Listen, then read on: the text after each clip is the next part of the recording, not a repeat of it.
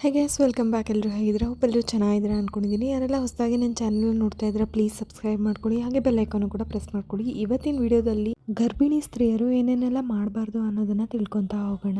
Food ವಿಷಯದಲ್ಲಿ ನೋಡೋದಾದ್ರೆ ಯಾವ ಥರ ತಿನ್ನಬೇಕು, ಯಾವ ಥರ ತಿನ್ನಬಾರ್ದು ಅದನ್ನು ತಿಳ್ಕೊತೀರಾ. ಆದರೆ ಈಗ ಎಗ್ ತಿನ್ನಬೇಕು ಅಂತ ಎಲ್ಲರಿಗೂ ಗೊತ್ತು, ಆದರೆ ಅದನ್ನು ಯಾವ ಥರ ತಿನ್ನಬಾರ್ದು ಅನ್ನೋದನ್ನು ತಿಳ್ಕೊಂಡಿರಬೇಕು. ನಿಮಗೆ ಗೊತ್ತಿರುವಂಥ ಕೆಲವು ವಿಷಯಗಳು ಅಂದರೆ, ಈಗ ನೀವು ಯಾವುದು ಹೆಲ್ದಿ ಫುಡ್ ಅಂತ ಅಂದ್ಕೊಂಡಿರ್ತೀರಾ ಮತ್ತು ಯಾವ ಥರ ತಿಂದರೆ ಅನ್ಹೆಲ್ದಿ.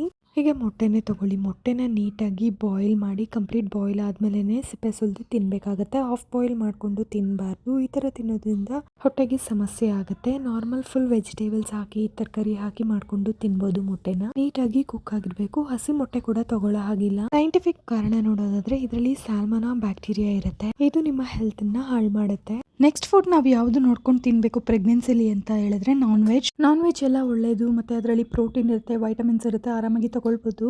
ಮಗುವಿಗೆ ಬೇಕಾದಂಥ ಎಲ್ಲ ಐರನ್ ಕಂಟೆಂಟು ಸಿಗುತ್ತೆ, ಹೌದು. ಆದರೆ ಅದನ್ನು ಸರಿಯಾಗಿ ಕುಕ್ ಮಾಡದೇ ಇದ್ದಾಗ ಚಿಕನ್ ಆಗಿರ್ಬೋದು, ಮಟನ್ ಆಗಿರ್ಬೋದು, ಅಥವಾ ಕುರಿ ಮಾಂಸ ಆಗಿರ್ಬೋದು, ಯಾವುದೇ ತಗೊಂಡ್ರು ಸಹ ಅದನ್ನ ನೀಟಾಗಿ ಕುಕ್ ಮಾಡಬೇಕು. ಇಲ್ಲ ಅಂತಂದ್ರೆ ಅದರಲ್ಲೂ ಕೂಡ ಸಾಲ್ಮನಲ್ ಕಂಟೆಂಟ್ ಇರುತ್ತೆ, ಅದರಿಂದ ತುಂಬಾನೇ ಪ್ರಾಬ್ಲಮ್ ಆಗುತ್ತೆ. ಫಾರ್ ಎಕ್ಸಾಂಪಲ್, ನೀವು ಚಿಕನ್ ಅನ್ನ ತಗೊಳ್ಳಿ, ಅದನ್ನ ನೀವೇನ್ ಮಾಡ್ತೀರಾ, ಜೋರು ಹುರಿನಲ್ಲಿ ಇಟ್ಬಿಟ್ಟು ನೀಟಾಗಿ ಫ್ರೈ ಮಾಡ್ಕೊಂಡ್ಬಿಡ್ತೀರಾ. ಆದ್ರೆ ಒಳಗಡೆ ಅದು ಬೆಂದಿರೋದಿಲ್ಲ, ಬ್ಲಡ್ ಆಗಿರುತ್ತೆ. ಈ ತರ ಅನ್ಕುಕ್ಡ್ ಫುಡ್ನ ತಿಂದ್ರೆ ತುಂಬಾ ಬೇಗ ಹೊಟ್ಟೆ ನೋವು ಬರೋದು ಅಥವಾ ಫುಡ್ ಪಾಯ್ಸನ್ ಆಗೋದು ಇವೆಲ್ಲ ಆಗುತ್ತೆ. ಹಾಗೆ ಲೂಸ್ ಮೋಷನ್ ಸಹ ಆಗುತ್ತೆ. ಮೀಟ್ ಎಲ್ಲ ಒಳ್ಳೇದೇ, ಬಟ್ ಅದನ್ನ ನಾವು ಯಾವ ರೀತಿ ತಗೋತೀವಿ ಅನ್ನೋದು ಕೂಡ ತುಂಬಾನೇ ಇಂಪಾರ್ಟೆಂಟ್ ಆಗಿರುತ್ತೆ. ನೆಕ್ಸ್ಟ್ ರೈಸನ್ನ ನಾವು ಎಷ್ಟು ಇಷ್ಟಪಡ್ತೀವಿ, ತುಂಬಾ ಒಳ್ಳೇದು ಅಂತ ಹೇಳ್ತೀವಿ, ಅಷ್ಟೇ ಚೆನ್ನಾಗಿ ನಾವು ಕುಕ್ ಮಾಡ್ಕೊಂಡು ತಿನ್ಬೇಕು. ಕೆಲವರಿಗೆ ಅನ್ನ ಉದ್ರುದ್ರಾಗಿರ್ಬೇಕು, ಅವ್ರಿಗೆ ಮೆತ್ತಕ್ಕಿದ್ರೆ ಆಗೋದಿಲ್ಲ, ಸಾಫ್ಟ್ ಆಗಿದ್ರೆ ಆಗೋದಿಲ್ಲ. ಈ ತರ ನಾವೇನಾದ್ರೂ ಉದ್ರುದ್ರಾಗಿ ತಿಂದ್ವಿ ಅಂತ ಹೇಳಿದ್ರೆ ಹೊಟ್ಟೆ ನೋವು ಬರುತ್ತೆ, ಮತ್ತೆ ಅಜೀರ್ಣ ಕೂಡ ಆಗುತ್ತೆ. ರೈಸನ್ನ ನೀಟಾಗಿ ಕುಕ್ ಮಾಡ್ಕೊಂಡು ತಿನ್ಬೇಕು. ನೀವು ಬಿಸಿ ಇರೋವಾಗ ತಿಂದರೆ ಅದು ಗೊತ್ತಾಗೋದಿಲ್ಲ, ಆರದ್ಮೇಲೆ ಅದು ಮುಳ್ಮುಳ್ ಥರ ಇರುತ್ತೆ, ಅದನ್ನಂತೂ ತಿನ್ನೋಕ್ಕೆ ಹೋಗ್ಬಿಡಿ. ಒಂದು ಅರ್ಧ ಗ್ಲಾಸ್ ನೀರು ಜಾಸ್ತಿ ಆದರೂ ಪರವಾಗಿಲ್ಲ, ಅನ್ನ ಚೆನ್ನಾಗಿ ಕುಕ್ ಆಗಿರಬೇಕು ಅಂತ ರೈಸ್ನ ಮಾತ್ರ ತಗೋಬೇಕು ನೀವು. ಮತ್ತು ಮಿಲ್ಕ್ ಪ್ರಾಡಕ್ಟಲ್ಲಿ ನೀವು ಮಜ್ಜಿಗೆ ಮತ್ತು ಮೊಸರನ್ನ ಬಿಟ್ಟು ನೀವು ಎಲ್ಲನೂ ಚೆನ್ನಾಗಿ ಬೇಯಿಸಬೇಕಾಗುತ್ತೆ. ಆದರೆ ಬೆಣ್ಣೆ, ಮಜ್ಜಿಗೆ, ಮೊಸರನ್ನ ನೀವು ಹಾಗೆ ತಗೊಂಡ್ರೂ ಪರವಾಗಿಲ್ಲ. ಮತ್ತು ಹಾಲಾಗಿರ್ಬೋದು, ಚೀಸ್ ಆಗಿರ್ಬೋದು, ಪನ್ನೀರ್ ಆಗಿರ್ಬೋದು, ಇದನ್ನೆಲ್ಲನೂ ಚೆನ್ನಾಗಿ ಕುಕ್ ಮಾಡಿನೇ ತಗೋಬೇಕು. ಹಾಲನ್ನು ಅಷ್ಟೇ 1-2 ನಿಮಿಷ ಚೆನ್ನಾಗಿ ಬಾಯ್ಲ್ ಮಾಡಿ ತಗೋಬೇಕು. ಅದರಲ್ಲಿ ಕೂಡ ಬ್ಯಾಕ್ಟೀರಿಯಾಸ್ ಇರುತ್ತೆ.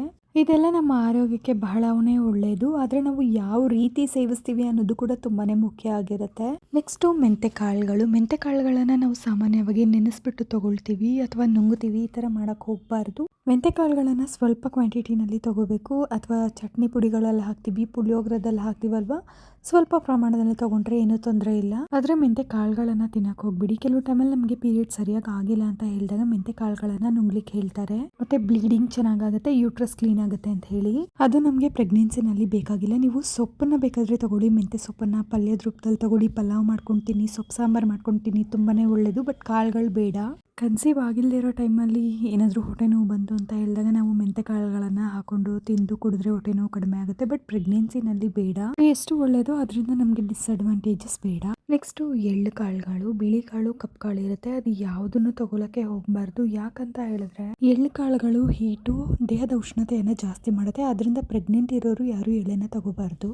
ಬೇಕರಿ ಪ್ರಾಡಕ್ಟ್ಸು ಅದನ್ನ ಬಂದು ನೀವು ಸ್ವಲ್ಪ ಅವಾಯ್ಡ್ ಮಾಡಬೇಕಾಗುತ್ತೆ. ಮಿಲ್ಕಿಂದ ಮಾಡಿರೋ ಪ್ರಾಡಕ್ಟ್ ಆದರೆ ನೀವು ತಗೋಬಹುದು, ಅದು ಬಿಟ್ಟು ನೀವು ಮೈದಾಯಿಂದ ಮಾಡಿರ್ತಾರಲ್ವಾ ಅದನ್ನು ತಗೋಬಾರ್ದು. ಸ್ವೀಟ್ಸ್ ಆಗಿರ್ಬೋದು ಅಥವಾ ಮಿಲ್ಕ್ ಪ್ರಾಡಕ್ಟ್ಸ್ ಆಗಿರ್ಬೋದು, ಇದರಲ್ಲೂ ಕೂಡ ಶುಗರಿ ಕಂಟೆಂಟ್ ಇರುತ್ತೆ. ಮಿಲ್ಕ್ ಪ್ರಾಡಕ್ಟಲ್ಲಿ ಒಂದು ಲೆವೆಲ್ಗೆ ಓಕೆ, ಬಟ್ ಅದೂ ಜಾಸ್ತಿ ಬೇಡ. ಹಾಗೆ ಪಪ್ಸ್ ಆಗಿರ್ಬೋದು, ಬ್ರೆಡ್ ಆಗಿರ್ಬೋದು, ಇದರಲ್ಲೆಲ್ಲ ತುಂಬ ಜಾಸ್ತಿ ಆಯಿಲ್ ಹಾಕ್ತಾರೆ, ಅದು ಪ್ರೆಗ್ನೆನ್ಸಿ ಟೈಮಲ್ಲಿ ಬೇಡವೇ ಬೇಡ.